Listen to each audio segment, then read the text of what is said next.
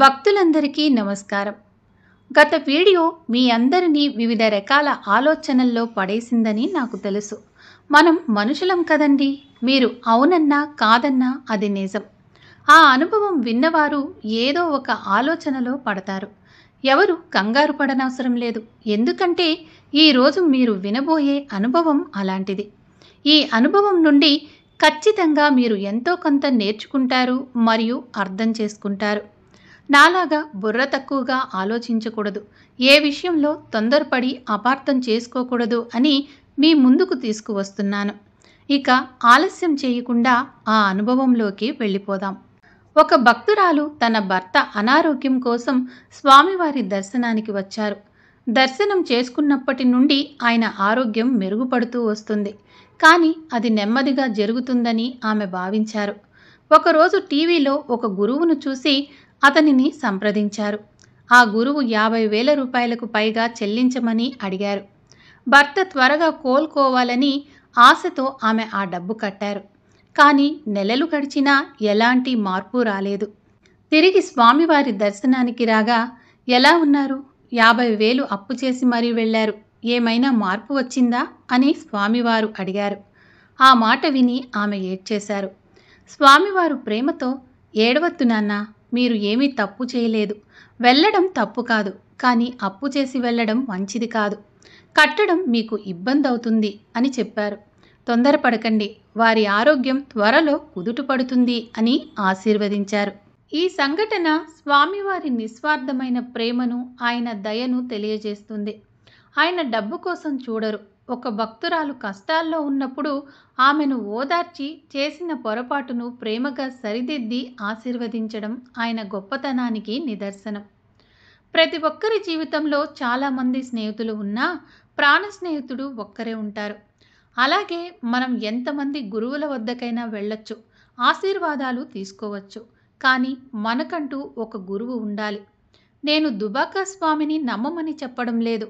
మీకు నచ్చిన ఏ గురువునైనా నమ్మవచ్చు. వారిని నమ్మడానికి సమయం తీసుకోండి. కానీ ఒకసారి నమ్మితే మాత్రం ఎటువంటి అనుమానాలు, ఆలోచనలు పెట్టుకోవద్దు. ఇది నేను నా జీవితంలో నేర్చుకున్న పాఠం. గురువు మార్గంలో ఎన్నో పరీక్షలు వస్తాయి. వాటిని ఎదుర్కొనే జ్ఞానం మనకు లేదు. కానీ వాటిని దాటించగల శక్తి మన గురువుకు ఉంటుంది. వారి మార్గంలో అడుగులు వేయాలి. ఇటెందుకు అటెందుకు అనే సందేహాలు ఉంటే మనం ముందుకు వెళ్ళలేము.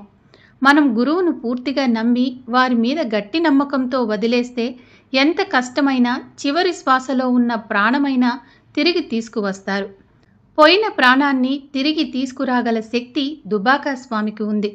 ప్రాణం పోతున్న సమయంలో మీరే కాపాడాలి, మీరే దిక్కు అని వేడుకునేంత నమ్మకం మీలో ఉందా? అంత నమ్మకం మీలో ఉంటే ఎంతటి కష్టమైనా తీర్చగల శక్తి స్వామి దగ్గర ఉంది. నేను ఇంత ఖచ్చితంగా చెప్తున్నాను అంటే నేను చూసిన, విన్న అనుభవాలు అలాంటివి. ఇప్పుడు నేను చెప్పబోయేది 3 వేరువేరు అనుభవాలు. కానీ 3 కూడా పిల్లల ప్రాణాలకు సంబంధించినవే. కన్నపిల్లలు ఐసీయూలో ఉన్నప్పుడు తల్లిదండ్రుల గుండెల్లో ఎంత దుఃఖం ఉంటుందో మనం ఊహించలేం. డాక్టర్లు నమ్మకం లేదు అని చెప్పాక వాళ్ళ గుండెలు పగిలిపోతాయి. అటువంటి సమయంలో ఆ తల్లిదండ్రులు స్వామివారిని గట్టిగా వేడుకున్నారు. మీరే మా పిల్లల్ని కాపాడాలి అని గట్టి నమ్మకంతో ఏడవకుండా, గుండెలో దుఃఖం, కంటిలో నీరు రానివ్వకుండా కేవలం స్వామివారి మీద నమ్మకంతో వదిలేశారు. 5 గంటల తర్వాత ఏదో అద్భుతం జరిగినట్లు ఆ పిల్లలకు ఊపిరి తిరిగి వచ్చింది. డాక్టర్లు, అక్కడున్న 20 మంది షాక్ అయ్యారు. కేవలం 5 రోజుల్లో మళ్ళీ క్షేమంగా తిరిగి వచ్చారు. అలా ఇంకా 2 కూడా స్వామివారు అతి ప్రమాదం నుండి కాపాడారు. ఆ తల్లిదండ్రులు ఇంక ముందు కూడా మా పిల్లలకు ఎటువంటి సమస్య రాదు, స్వామివారు రానివ్వరు అని గట్టి నమ్మకంతో చెప్పారు. అవి విన్నాక నా కళ్ళల్లో తెలియకుండానే నీళ్లు తిరిగాయి. ఆ పరిస్థితుల్లో స్వామివారి మీద పెట్టుకున్న నమ్మకానికి జోహార్లు. నేను చూసిన, నాకు జరిగిన, నాకు తెలిసిన విషయాలను మాత్రమే మీకు చెప్తున్నాను, ఉన్నది ఉన్నట్టుగా. ఇవన్నీ చూసి ఒక్కరికైనా సహాయం జరిగితే చాలు అని నా ఉద్దేశం.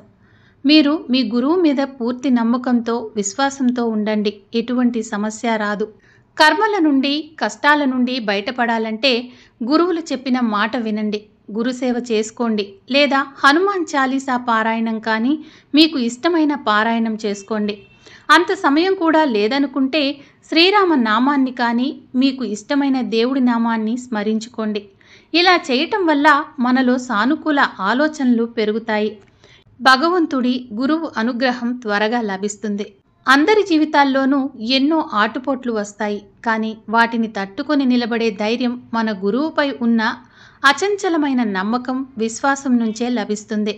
గురుసేవ, భగవన్నామ స్మరణతో ఎలాంటి కష్టం నుంచైనా గట్టెక్కవచ్చు. కనుక భయాన్ని వీడి నామస్మరణను మొదలుపెట్టండి.